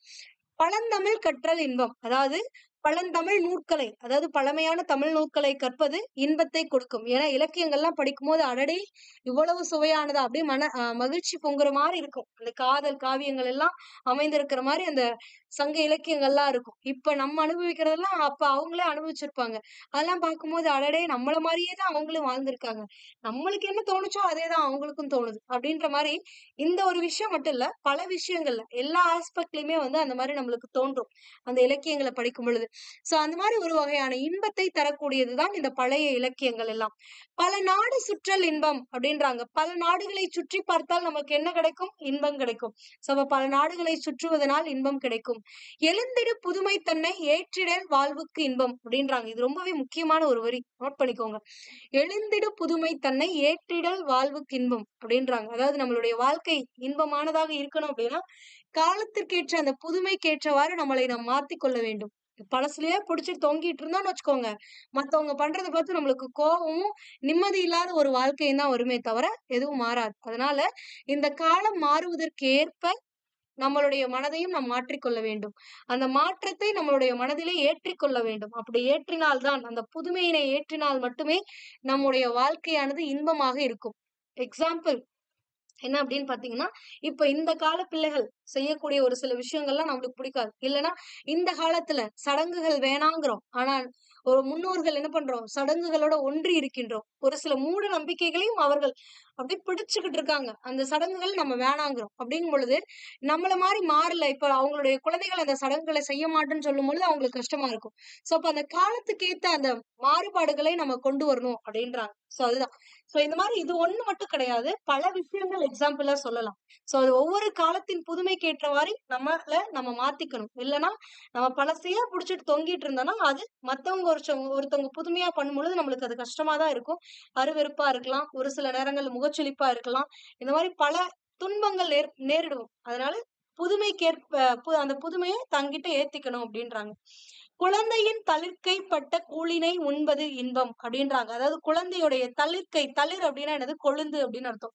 அந்த பிஞ்சு குழந்தையுடைய கைப்பட்ட அந்த உணவினை உண்பது அப்படிங்கிறது ஒரு இன்பம். அந்த குழந்தை வந்து பிசைஞ்சு கொடுக்குற அந்த பிஞ்சு கையால பண்ணக்கூடியது. அவங்கவுங்க பிள்ளைங்களுக்குன்னு அந்த யாருடைய பிள்ளையா இருந்தாலும் சரி, ஒரு குழந்தை வந்து ஒரு உணவுக்கு இந்தா அப்படின்னு உனக்கு கொடுத்துச்சுன்னா நம்மளுக்குள்ள அவ்வளவு ஒரு இன்பம் வரும். அதுதான். சோ அந்த பிஞ்சு குழந்தையுடைய கையிலே நம்மளுக்கு தரக்கூடிய அந்த உணவை உண்ணும் பொழுது அவ்வளவு இன்பமாக இருக்குமாம்.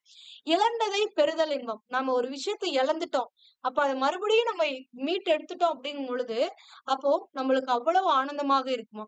சோ அதுதான். இசைப்பட வாழ்தல் இன்பம். இசைப்பட அப்படின்னா எல்லாருமே இப்ப இருக்கக்கூடிய காலத்துல எல்லாருக்கிட்டையுமே இருக்கு. வெளியில பெருமையா சொல்லிக்கலாம், எனக்கெல்லாம் இல்லையே அப்படின்னு. ஆனா எல்லாருக்கிட்டையுமே இருக்கும். ஏன் எனக்கு கூட இருக்கு. இசை அப்படின்னா என்னன்னா புகழ். சோ பிறர் நம்மளை புகழுமாறு நாம் ஒரு முன்னோடியாக வாழ வேண்டும் அப்படிங்கிற ஒரு ஆசை இருந்துகிட்டே இருக்கும். அந்த மாதிரி நம்ம வாழ்ந்துட்டோம் அப்படின்னா அது இந்த வாழ்க்கையில மிகுந்த சந்தோஷத்தை நம்மளுக்கு அளிக்கும் அப்படின்றாங்க. எல்லாருடைய மனதிலுமே இந்த கருத்து இருக்கும். எல்லாருக்குமே தான் வந்து ஒரு தன்னை புகழும் மாதிரி, அதாவது மத்தவங்க நம்மளை பார்த்து பெருமை கொள்ளணும், நம்மளை புகழணும், அந்த மாதிரி ஒரு வாழ்க்கையை வாழ்ந்து காட்டணும். ஏதாவது ஒரு புதுமையான விஷயத்த செய்யணும், ஏதாவது ஒரு மத்தவங்களால செய்ய முடியாத விஷயத்த நம்ம பண்ணணும் அப்படின்ற ஒரு அந்த உணர்வானது இருந்து கொண்டேதான் இருக்கும். சோ அப்படி ஒருவேளை நாம் மற்றவர்கள் புகழுமாறு வாழ்ந்து விட்டோம் என்றால் அதை விட வேற என்ன சந்தோஷம் நம்மளுக்கெல்லாம் வந்து இருக்கும்ல.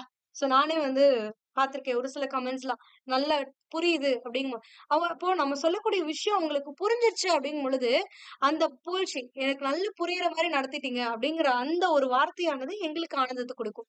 ஒவ்வொரு ஆசிரியருக்குமே தன்னுடைய பிள்ளைகள் ஆனவர்கள் ஒரு நல்ல நிலைமைக்கு முன்னாடி போயிட்டு வந்து அவங்க முன்னாடி நின்னாங்கன்னு வச்சுக்கோங்களேன், அவ்வளவு சந்தோஷமா இருக்கும்.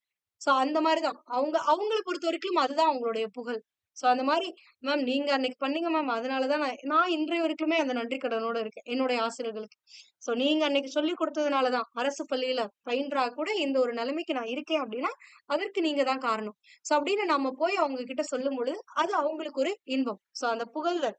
சோ நாம அவங்கள புகழ்ற மாதிரி அவங்க வாழ்ந்திருக்காங்க. ஏன்னா அந்த புகழ்ச்சிக்கு தகுதியானவர்கள் அவர்கள்.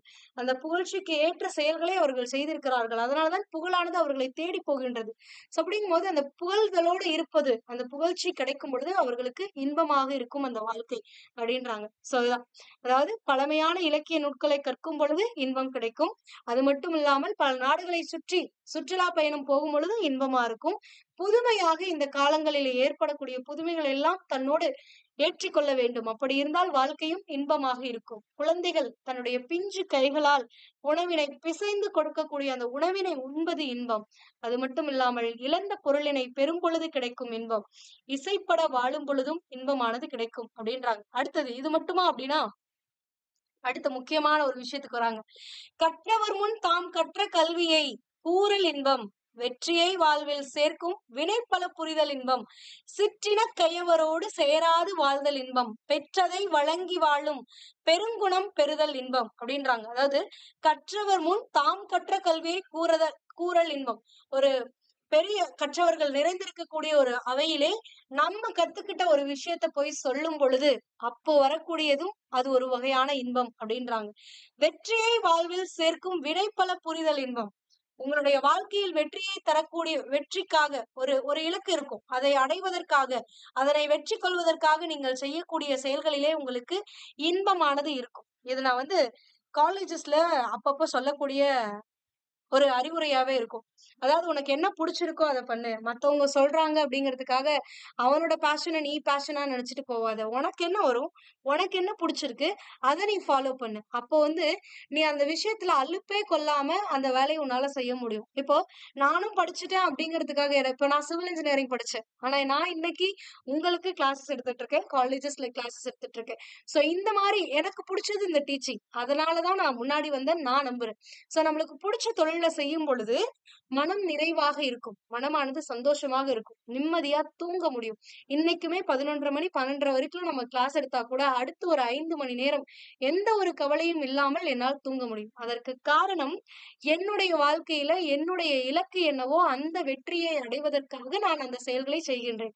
அந்த செயல்கள் எனக்கு இன்பத்தை தருகின்றது. அதனாலதான் நான் இன்றைக்கு அந்த நேரம் காலம் பார்க்காமல் என்னால உழைக்க முடியும். காலையில இருந்து நைட்டு 12:30 வரைக்கும் உட்கார்ந்து கிளாஸ் எடுக்கிறதுங்கிறதும் படிக்கிறதுங்கிறதும் இட்ஸ் நாட் ஈஸி திங். அதே டைம்ல editing everything is done by me அப்படிங்கும் பொழுது சோ இந்த ஒரு விஷயத்துல எனக்கு சலிப்பு இல்லாம ஒரு ஈடுபாடு வந்திருக்கு அப்படின்னா எனக்கு பிடிச்ச விஷயத்த நான் செய்யறதுங்கிறது ஒரு ரீசன். அதனால எனக்கு இன்பம் கிடைக்குது. அதனாலதான் நான் வெற்றிங்கிற அந்த வெற்றி படியை நோக்கி ஓட முடிகிறது அப்படின்ற. சோ அதனால உங்களுடைய வாழ்க்கையில வெற்றியை சேர்க்கக்கூடிய வினைகளை நீங்கள் செய்தீர்கள் என்றால் அது உங்களுக்கு இன்பத்தை தரும். ஓகேங்களா. அடுத்தது சிற்றின கையவரோடு சேராது வாழ்தல் இன்பம் அப்படின்றாங்க. சிற்றின கையவர், சிற்றினம் அப்படின்னா என்னன்னா அறிவு ஒழுக்கம் இல்லாதவர்கள். மனிதர்களை குறிப்பிடும் பொழுது அதாவது குறைந்த கீழ் குணமுடையது, குறைந்த குணங்கள் உடையது. இப்ப மனிதனுக்கு 6 அறிவுங்கிறோம். ஆனா சிற்றினங்கள் அப்படிங்கும் பொழுது மத்த விலங்குகளை சொல்லுவோம். ஏன்? அதுக்கு ஒரு 5 அறிவு 4 அறிவு தான் இருக்கு அப்படிங்கறதுனால. ஆனா நம்மளை பொறுத்த வரைக்கும் இந்த இடத்துல என்ன குறிப்பிட்டிருக்காங்க அப்படின்னா நம்மை மனிதர்களை குறிப்பிட்டிருக்காங்க. சோ அது மாதிரி விலங்குகளை எப்படி நம்மளை விட அறிவு கம்மியா இருக்கிறதுனால அதை சிற்றினம்னு சொல்றோம். இந்த மனிதர்களுக்குள்ளேயே சிற்றினம்னு சொல்லும் பொழுது ஒழுக்கம் அறிவு இல்லாதவர்களை சிற்றினம் அப்படின்னு சொல்லுவாங்க. சோ அப்படிப்பட்ட அந்த கீழ்குணம் உடையவர்கள், கயவர் அப்படின்னா கீழ்குணம் உடையவர்கள் அப்படின்னு அர்த்தம். சோ அப்படி அறிவு ஒழுக்கம் இல்லாத கீழ்குணம் உடையவர்களோடு சேராமல் வாழ்தல் இன்பம். ஏன்னா அவங்களோட சேரலனாலே உங்களுக்கு எந்த ஒரு துன்பமும் விளையாது. கெட்டவங்களோட சேர்ந்தா நீங்களும் என்ன பண்ணுவீங்க? அவங்க காட்டக்கூடிய அந்த பேராசைக்கு மயங்கி நீங்களும் ஏதாவது ஒரு தப்ப செஞ்சிட முடியும். சோ அதனால அந்த மாதிரி அறிவு ஒழுக்கம் இல்லாத தீய குணங்கள் உடைய கீழ்த்தன்மை உடையவர்களோடு நாம் சேராமல் வாழ்வதுதான் நமக்கு வாழ்விலே இன்பத்தை பயக்கும். பெற்றதை வழங்கி வாழும் பெருங்குணம் பெறுதல் இன்பம். அதாவது பெற்றதை, தாம் பெற்ற செல்வங்களை, தாம் பெற்ற பொருட்களை பிறருக்கு கொடுக்கக்கூடிய அந்த குணம் பெற்று வாழ்வது ரொம்பவே இன்பமானது அப்படின்றாங்க. அதாவது நம்ம ஒரு செல்வத்தை சம்பாரிச்சிருக்கோம். அந்த செல்வம் நம்மளுடைய தேவைக்கு அதிகமாகத்தான் இருக்கும். இல்லைன்னா ஒருத்தன் சாகுற நிலைமையில இருப்பான். அப்ப அந்த இடத்துல அந்த செல்வத்தை வச்சுக்கிட்டு இல்ல நான் சம்பாரிச்சதை நான் வச்சுக்கணும், என்னால யாருக்கும் கொடுக்க முடியாது, அப்படிலாம் இருக்கக்கூடாது. நீங்க என்ன பண்ணணும்? கொடுத்து அந்த பெருங்குணம், அந்த கொடை குணமானது உங்களிடம் இருக்க வேண்டும். அந்த கொடை குணம் இருந்தால் உங்களுடைய வாழ்க்கையில் இன்பம் அப்படிங்கிறது இருந்து கொண்டே இருக்கும் அப்படின்றாங்க. சோ இதுதான் இந்த பாடல்களுக்கான பொருள். அதாவது கற்றவர்களுக்கு முன்னாடி நாம் போய் நின்று நாம் கற்றதை கூறும் பொழுது ஒரு இன்பம் தோன்றும். அதே மாதிரி வாழ்க்கையில் வெற்றி அடைவதற்கான செயல்களை செய்யும் பொழுதும் மனம் தளராது இன்பத்தை தரக்கூடியது. அடுத்தது சிற்றின கயவர்கள் அப்படிங்கும் பொழுது அறிவு ஒழுக்கங்களில் குன்றி இருக்கக்கூடிய கீழ் குணம் உடைய அந்த மக்களோடு நீங்கள் சேராது வாழ்தல் உங்களுடைய வாழ்க்கையிலே இன்பத்தை பயக்கும். அது மட்டுமல்லாமல் தாம் பெற்ற பொருட்களை, செல்வங்களை பிறருக்கு கொடுக்கக்கூடிய அந்த கொடை குணம், வன்மை அப்படிங்கிற பண்பானது உங்களிடம் பெற்றிருந்தால் உங்களுக்கு வாழ்க்கை இன்பமாக இருக்கும் அப்படின்றாங்க. இதுதான் இன்பம் அப்படிங்கிற தலைப்புல இவர் கொடுத்திருக்கக்கூடியது. இங்க கொடுத்திருக்கக்கூடிய பொருளையும் சேர்த்து ஒரு வாட்டி ரீட் பண்ணிக்கோங்க. பழந்தமிழ் இலக்கியங்களை கற்பது மகிழ்ச்சி தரும். பல நாடுகளுக்கு பயணம் மேற்கொள்வதும் மனதுக்கு மகிழ்ச்சி தரும். காலந்தோறும் மாறி வரும் தேவையான புதுமைகளை ஏற்றுக்கொள்ளும் மனப்பக்குவம் பெறுதல் வேண்டும். அதுவும் வாழ்வுக்கு மகிழ்ச்சி தரும். குழந்தைகள் தம் பிஞ்சு கைகளால் கூழ் போல பிசைந்த உணவை ஒருவன் உண்ணும் போதும், தான் இழந்த பொருளை மீண்டும் அடையும் போதும், பிறர் புகழும்வாறு நாம் வாழும் பொழுதும் மகிழ்ச்சி ஏற்படும். கற்றோர் அவையில் தாம் கற்ற கல்வியை எடுத்துரைப்பதும், வாழ்க்கையில் வெற்றி பெறுவதற்கான செயல்களில் ஈடுபடுவதும் மகிழ்ச்சியை தரும். கீழ்குணம் உடைய தீயோரின் நட்பினை விலக்கி வாழ்தலும், தாம் பெற்ற செல்வத்தை பிறருக்கு வழங்கும் சிறந்த குணம் பெறுதலும் வாழ்க்கையில் மகிழ்ச்சியை தரும் அப்படின்றாங்க. இங்க சுரதா பற்றி, இந்த நூலை பற்றி அதிகளவே கொடுத்திருப்பாங்க. அதை இங்க பார்க்கலாம். இதுல ஒரு முக்கியமான பாயிண்ட் கொடுத்திருப்பாங்க. இது வந்து உங்களுக்கு முன்னாடி கொடுத்திருக்க மாட்டாங்க. சோ அதனால இந்த ஓல்டு புக் பொறுத்த வரைக்கும் எப்பவுமே மறக்காம படிச்சிருங்க. சுரதாவை வந்து உவமை கவிஞர் அப்படின்னு சொல்லுவோம். அவருடைய இயற்பெயர் என்னன்னா ராசகோபாலன். இவர் எங்க பிறந்திருக்காரு அப்படின்னு பாத்தீங்கன்னா திருவாரூர் மாவட்டத்துல இருக்கக்கூடிய பழையனூர் அப்படிங்கிற ஊர்ல 23/11/1921 பிறந்திருக்காரு. இவர் பிறந்த ஊரை பற்றியும் பொறுத்துகள்ல கேட்கலாம். இவருடைய தந்தையை பற்றியும் கேட்கலாம். இவருடைய இயற்பெயர் பற்றியும் கேட்கலாம். இவருடைய சிறப்பு பெயர் பற்றியும் கேட்கலாம். இந்த மாதிரி பல வகையான கேள்விகள் இந்த ஒரு லைன்ல அடங்கி இருக்கு. சோ அதனால தெளிவா படிச்சுக்கோங்க. படிக்கும் பொழுது நாட் ஒன்லி திஸ் பர்சன், எல்லாத்தையுமே படிச்சுக்கோங்க. மத்தவங்களையும், அதாவது முடியரசனை பத்தி படிக்கும் பொழுதும் அவருடைய ஊர் என்ன, அவருடைய பெற்றோர் யாரு, அவருடைய சிறப்பு பெயர் என்ன, அவருடைய இயற்பெயர் என்ன, அந்த மாதிரி எல்லா விஷயத்தையும் நீங்க தெரிஞ்சுக்கணும். ஓகேங்களா? இவருடைய பெற்றோர் யார் அப்படின்னு பாத்தீங்கன்னா திருவேங்கடம் செண்பகம் ஆவார். இவர் பாரதிதாசன் மீது அன்பு கொண்டதனால் தன்னுடைய பெயரை சுப்புரத்தினதாசன் அப்படின்னு மாத்துவாரு. அந்த சுப்புரத்தினதாசத்துல சுரதா அப்படின்னு மாத்திக்கிட்டாரு சுருக்கமா.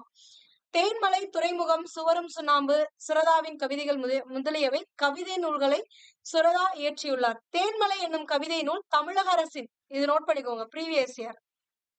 தேன்மலை அப்படிங்கிற கவிதை நூலுக்காக தமிழக அரசின் தமிழ் வளர்ச்சித்துறை வழங்கும் சிறந்த நூலுக்கான பரிசை பெற்றது. இது கேட்கலாம். சுரதா அவர்கள் தமிழக அரசின் தமிழ் வளர்ச்சி துறை வழங்கக்கூடிய சிறந்த நூலுக்கான பரிசை பெற்ற கவிதை நூல் எது அப்படின்னு தேன்மலை. தமிழக இயலிசை நாடக மன்றத்தின் கலைமாமணி பட்டத்தையும் தமிழக அரசின் பாவேந்தர் விருதையும் இவர் பெற்றுள்ளார். அதாவது பாவேந்தர் பாரதாசின் சிறப்பிக்கும் வகையில அவருடைய பெயர்ல ஒவ்வொரு ஆண்டும் பாவேந்தர் விருது அப்படின்னு சிறந்த கலைஞர்களுக்கு வழங்குவாங்க. அப்படிப்பட்ட அந்த விருதையும் இந்த பாரதிதாசன் பரம்பரையிலே வந்த சுரதா அவர்களும் பெற்றிருக்கிறார்கள்.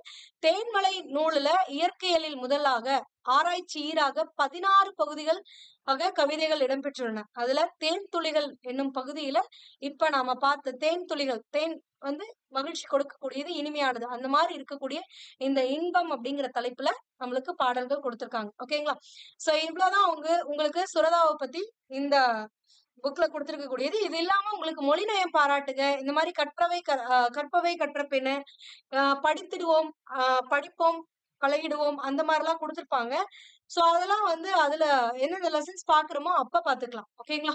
சோ இவ்வளவுதான். இதே மாதிரி உங்களுக்கு பகுதி ஆல கொடுத்திருக்கக்கூடியதும் அண்ட் பகுதி ஈல கொடுத்திருக்கக்கூடியதுக்குமான லெசன்ஸ் எல்லாமே நம்மளுடைய சேனல் அவைலபிளா இருக்கு. பொது தமிழ் பகுதி ஆ, பொது தமிழ் பகுதி ஈன்னு நம்மளுடைய சேனல்ல பிளேலிஸ்ட் தனியா இருக்கும். அந்த பிளேலிஸ்ட்ல உங்களுக்கு தேவையான டாபிக்கை கிளிக் பண்ணி பயன்பெறுங்கள். For more videos, stay tuned with BAVOK. Thank you.